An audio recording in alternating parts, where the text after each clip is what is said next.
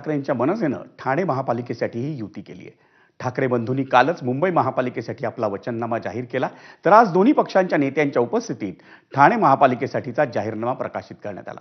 संजय राऊत, राजन विचारे आणि अविनाश जाधव यांनी संयुक्त पत्रकार परिषद घेऊन ठाकरे बंधूंचा जाहीरनामा प्रकाशित केला।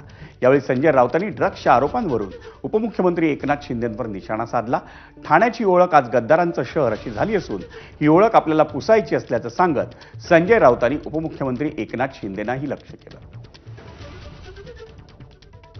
एक गद्दारांचं शहर म्हणून ओळखलं जात आहे आज, ही ओळख आम्हाला पुसणं गरजेचं आहे। या एका माणसामुळं गद्दारांचं, बेईमानांचं ठाणे शहर ही ओळख संपूर्ण महाराष्ट्रात आणि महाराष्ट्राच्या बाहेर, ही अत्यंत दुर्दैवाची बाब आहे ठाणेकरांसाठी। आम्ही लढू ना त्यांच्याशी। तुम्ही म्हणताय त्यांच्याकडे मसल पॉवर आहे ना, ठीक आहे ना, हातामध्ये पोलीस यंत्रणा आहे म्हणून ती मसल पॉवर चालते, नाही तर ह्याच रस्त्यावर त्यांना ठोकून काढू, पळता भोई थोडी।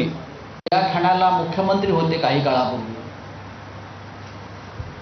नंतर त्यांना कमिशनरचं फौजदार करून डेप्युटी सीएम केलं। ते ठाण्यातच असतात,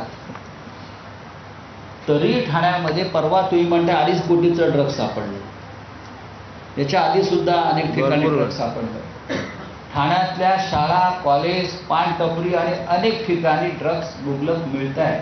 ठाण्याचं लॅरी झालंय का? धुरंधरमध्ये एक लॅरी नावाचं शहर आहे। सगळ्यात मोठा कराचीतला गुंडांचा अड्डा कुठला असेल तर ते लॅरी शहर। आपण त्या सिनेमात पाहिलं असेल, त्यात एक रेहमान डकेत आहे, रेहमान डाकू आहे, तो या शहरात सुद्धा। मीरा भाईंदर महापालिका निवडणुकीत भाजप आणि शिंदेंच्या